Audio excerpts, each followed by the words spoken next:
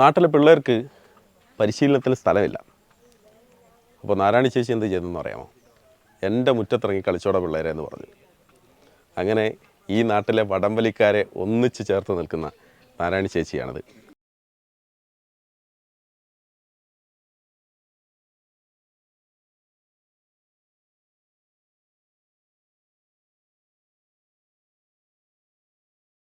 ഇതെന്താ വടംവലിയോട് ഇങ്ങനെ സ്നേഹം?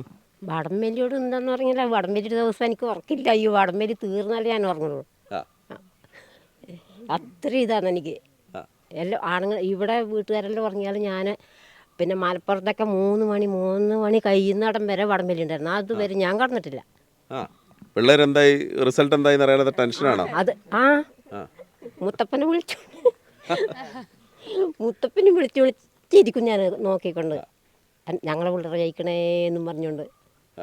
അത്ര ആവശ്യമാണ് എനിക്ക് ഈ വടംവലി തുടങ്ങുമ്പം മുതൽ. ഞാൻ അന്ന് വെള്ളമാണെങ്കിലും എന്ത് വേണമെങ്കിലും എന്തെങ്കിലും ഇന്നാ ഞാനിത് ഉണ്ടാക്കിനെ അതുകൊണ്ട് കൊടുക്കും ഞാൻ അവർക്ക്.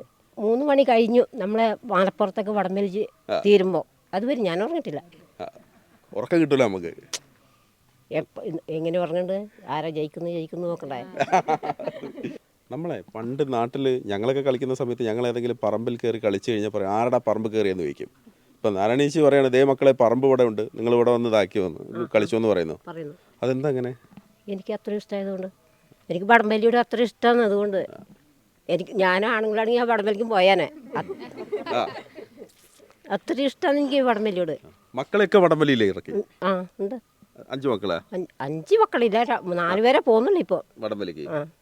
നാരായണീച്ചിനെ അവരെ പറഞ്ഞു വിട്ടതാണോ വടംവലിയിലേക്ക് ഇറങ്ങണം എന്ന് പറഞ്ഞിട്ട്? അവർക്ക് പോകണമെന്ന് തോന്നി അവരങ്ങ് പോയി.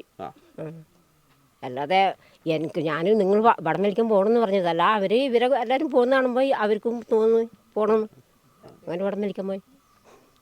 എനിക്ക് ഭയങ്കര ഇഷ്ടമാണ്. എനിക്ക് ഈ വടംവലിക്കാർ വരുന്നിടം വരെ എനിക്ക് ഉറക്കില്ല.